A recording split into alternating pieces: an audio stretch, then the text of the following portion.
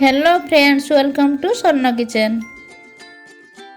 आसंतु देखिबा आजिर recipe running new year रे new sweet dish. एही रेसिपीटी इजिली प्रिपेयर करि हेबो। कम इंग्रेडिएंट्स रे होई जाय, समस्तक घरे प्राय थाए। एटा जीरो ऑयल ले प्रिपेयर होइथिबारु हेल्दी भी टेस्टी भी। जदि आपण मानकु हमर रेसिपी भल लागुची ताहले हम चैनल को लाइक शेयर सब्सक्राइब करि नियंतु। ताहले आसंतु देखिबा आजिर रेसिपी। वर्तमान पैन ले कोरा नडिया को देई दबा।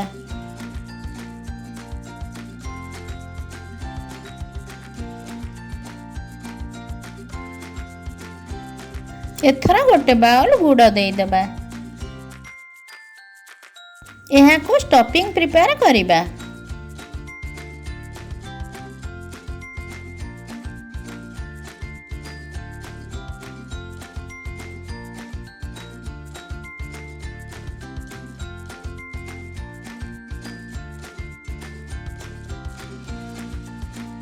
अल्प किछि गोलमरिच गुंड देई दबा।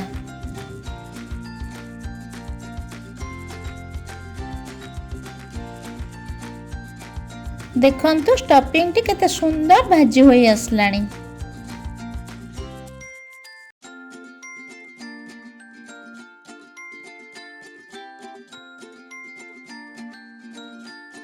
एथरा यहाँ को काढ़ी देबा।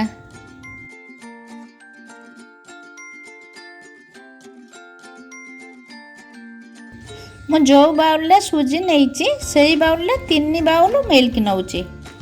मु एठी बॉयल मिल्क नेइची। एथरा चीनी ऐड करिबा।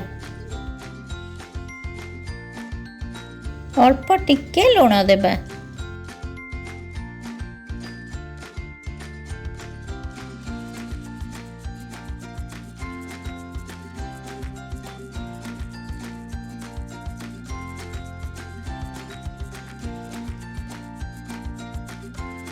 वर्तमान मिल्क फुटी आसलानी, सुजी ऐड करिबा। सुजी ऐड करिबा समय रे कंटिन्यूअसली घांटू थिबे, नचेत लम्स रहि जिवो।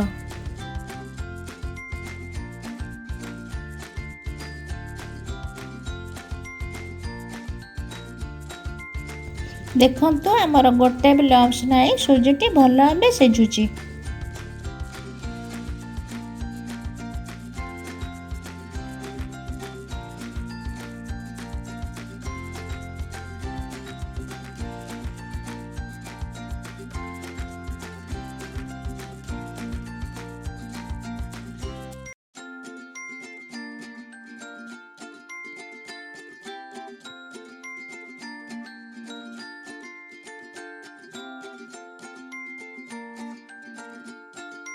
देखंतु हमर जंतुणीटी परफेक्ट सिझी प्रस्तुत हो जाइछि। यहाँ को भल भाबे हाथ रे चकड़ी देबा। देखंतु मु जे भली करूछि सेही भली करि नेबा। यहाँ को एही भली काटि नेबा।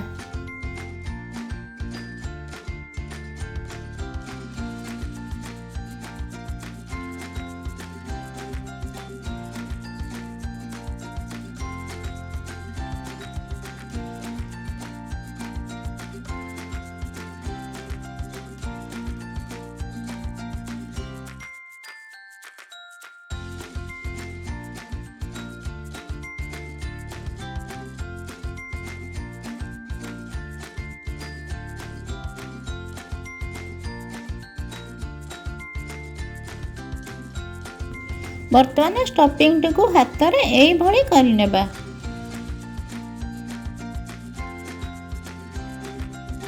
स्टफिंग को जंतुणी रे थोई एई भली रोल कर नेबा।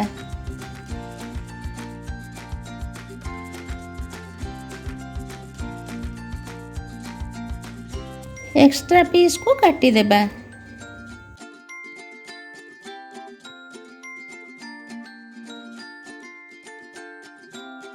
यार बोथ साइड को एई भली बंद कर नेबा।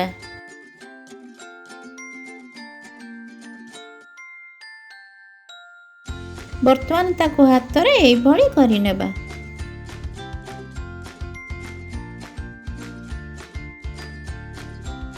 ବଳକା ଜନ୍ତୁଣୀକୁ ପୂର୍ବ ଭଳି କରିନେବା।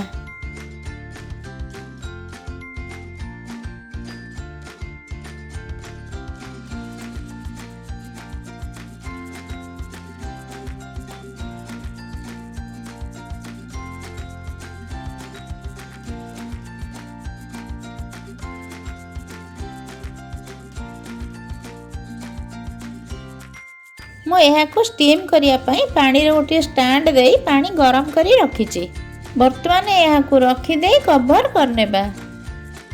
ଏଥର ଏହାକୁ ଷ୍ଟିମ୍ ହେବା ପାଇଁ 15 ମିନିଟ୍ ଛାଡ଼ିଦେବା।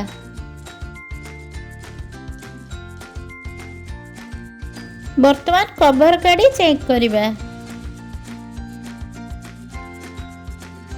ଦେଖନ୍ତୁ ଷ୍ଟିକ୍ଟି ପୁରା କ୍ଲିନ୍ ବାହାରିଛି, ପରଫେକ୍ଟ ଆମର ସିଝି ଯାଇଛି। ଏଥର ଏହାକୁ କାଢ଼ିଦେଇ କମ୍ପ୍ଲିଟ୍ ଥଣ୍ଡା ହେବା ପାଇଁ ରଖିଦେବା। ଦେଖନ୍ତୁ ଥଣ୍ଡା ହୋଇଗଲାଣି। ମୁଁ ଯେଉଁଭଳି କାଟୁଛି ସେଇଭଳି କାଟିଦେବା। ଦେଖନ୍ତୁ ବେଙ୍ଗଲୀ ବାମ୍ଫ ପିଠାଟି କେତେ ସୁନ୍ଦର ବନିଛି। ଏହା ଖାଇବାକୁ ମଧ୍ୟ ବହୁତ ଟେଷ୍ଟି ହୋଇଥାଏ। ଆପଣମାନେ ଏହାକୁ ନିଶ୍ଚିନ୍ତ ଟ୍ରାଏ କରନ୍ତୁ, ଇଜିଲି ପ୍ରିପେୟାର ହୋଇଥାଏ। ଆପଣମାନେ ଥରେ ଖାଇଲେ ବାରମ୍ବାର ଖାଇବାକୁ ଇଚ୍ଛା ହୋଇଥାଏ। ଯଦି ଆପଣମାନଙ୍କୁ ଆଜିର ରେସିପି ଭଲ ଲାଗିଛି ତାହେଲେ ଆମ ଚ୍ୟାନେଲକୁ ଲାଇକ୍, ସେୟାର, ସବସ୍କ୍ରାଇବ୍ କରିନିଅନ୍ତୁ।